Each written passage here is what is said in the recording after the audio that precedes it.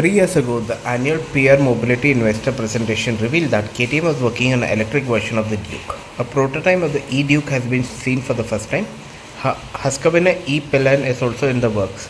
This prototype came to life thanks to video shared by stunt rider Rock, who has been closely working with KTM. The video was taken in KTM's Motohall display area, which is the company's headquarters in Austria. There is no specification about the bike, but it seems it will have a 5.5 kilowatt hour battery pack.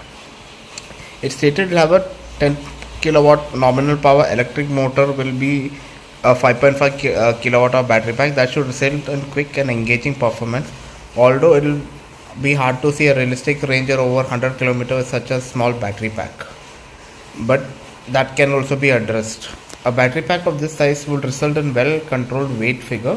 With some luck, this motorcycle could end up weighing well below the current 390 Duke, which tips the scale at 168 kilos. The comparison is a fair one considering that E-Duke prototype appears to be used a closely related version of 390 Duke's rolling chassis. This includes a main trellis frame, aluminium swing arm, offset rear shocks, and even wheels and brakes. The battery pack and motors are mounted down low, with the motor being where you expect to see the engine.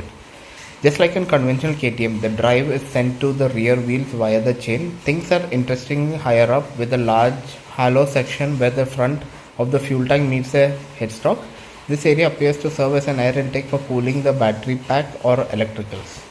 There's also what looks like an integrated charging cable, which means the bike may have an onboard charger, as you have seen in Bajaj Chetak.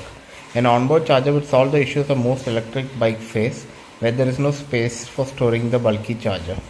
The main difference comes in the new subframe and the sharp bodywork, which looks a bit more futuristic take on 390's Duke iconic design.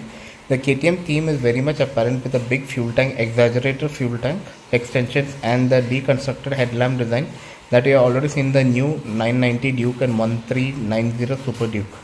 Details that give away the facts are very much a prototype, including MotoGP inspired air scoop that extends under the swing arm and the cool 3D printed seat. This seat concept could be particularly interesting in a hot climate like India's, although keeping it clean will be a challenge.